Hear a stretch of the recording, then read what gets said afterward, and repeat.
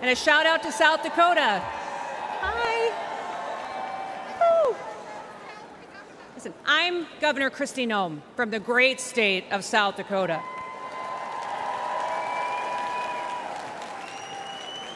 Leadership has consequences. It matters who's in the White House. Now, I've been governor under both President Trump and Joe Biden. And people ask me all the time, what's the biggest difference? And I tell them that President Trump honored the Constitution. He let me do my job. And he let me keep my people free.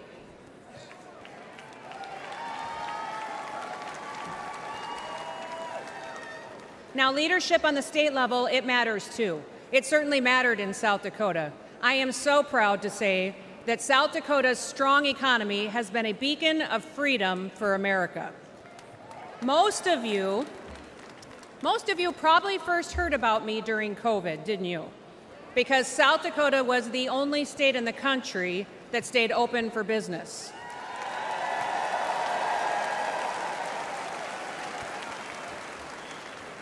We didn't mandate anything. We never ordered a single business or a church to close. I never even defined what an essential business was, because I don't believe that the government has the authority to tell you that your business isn't essential.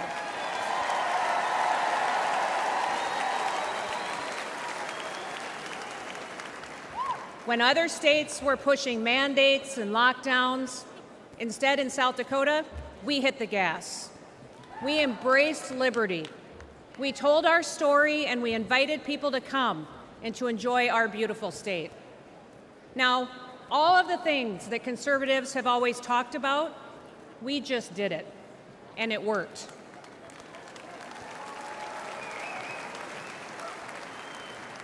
Our economy took off, and since I've been governor, we broke the national record for the lowest unemployment rate in American history at 1.8%. In South Dakota, everybody works. We paid off state debts and bonds. We fixed dams and bridges. We built roads. We have a fully funded pension plan and a AAA credit rating. We broke records for surpluses, and we balance our budget every single year.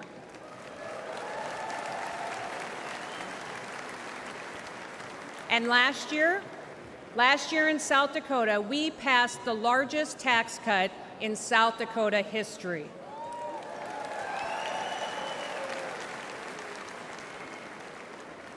Under my administration, incomes in our state have gone up 36%.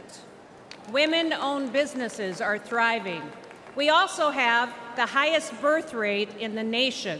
People are having babies because they're happy.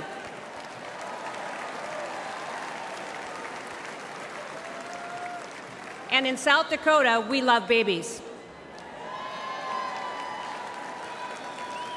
Our mental health challenges have gone down, our suicide rates are declining, and we are the #1 state in the country for a decline in overdoses because people have hope.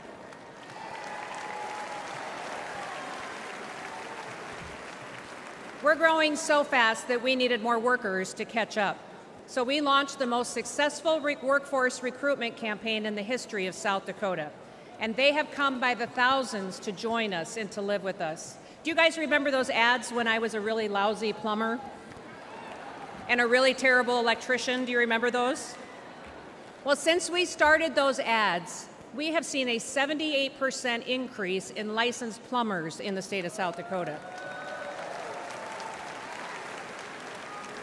We've seen a 44% increase in electricians in our state. Now, people aren't moving to South Dakota for our beaches or for our beautiful January weather.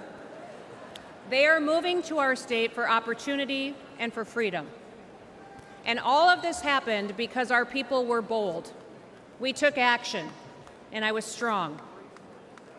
Now, South Dakota proved that freedom will make America wealthy again.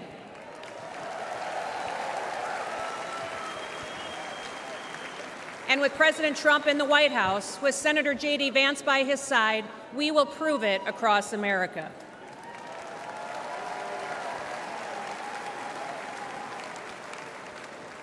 Listen, 2 days ago, the whole world changed. Evil displayed itself in the very worst way, through a cowardly act. An innocent American lost his life, and we will continue to lift his family up in our prayers every single day. Prior to this week, we already knew that President Donald Trump was a fighter. He is the toughest man that I have ever met. Nobody has endured more than what he has gone through. They've attacked his reputation, they impeached him, they tried to bankrupt him, and they unjustly prosecuted him. But even in the most perilous moment this week, his instinct was to stand and to fight.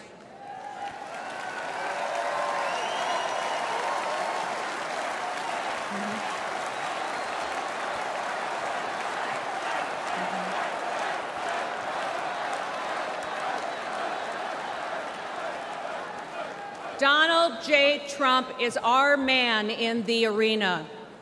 He will never stop fighting for us. He will never stop, and now he is bringing all of us together.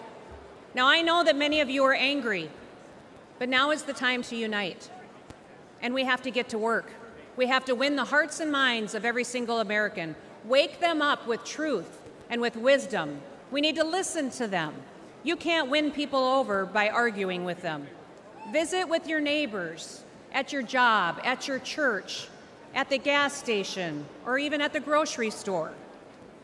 Listen, there are moments in our history, often after great hardship and tragedy, when true leaders unite our country. At one time, President Lincoln, he united our country. He delivered my favorite presidential address of all time. In fact, it's the only speech or poem or song that I ever made my kids memorize when they were young, when they were little. It was the Gettysburg Address, and it was delivered during our nation's bloodiest conflict. That speech so inspired people that they continued to fight for years, and they lost loved ones in order to preserve this union we call the United States of America.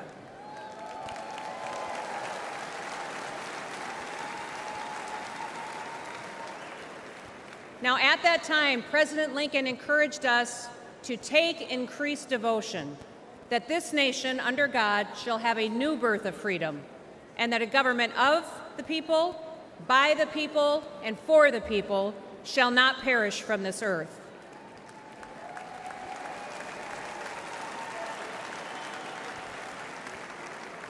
Like Lincoln, in the midst of our pain and division, Donald Trump is calling us to be touched by the better angels of our nature. As Paul wrote in 2 Timothy, God has not given us a spirit of fear, but of power and of love and a sound mind. We must not be afraid.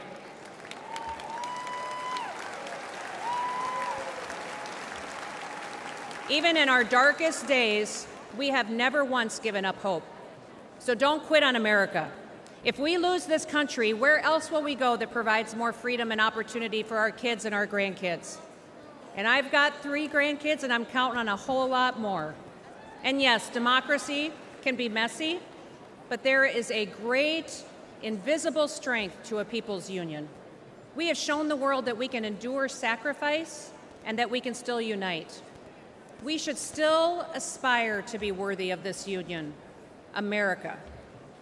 President Donald J. Trump is the leader we need for such a time as this.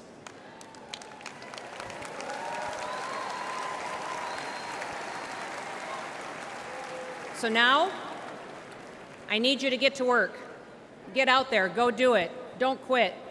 Keep fighting, keep uniting, keep talking to people, win the hearts and minds, and may God bless you, and may God continue to bless the great United States of America. Thank you.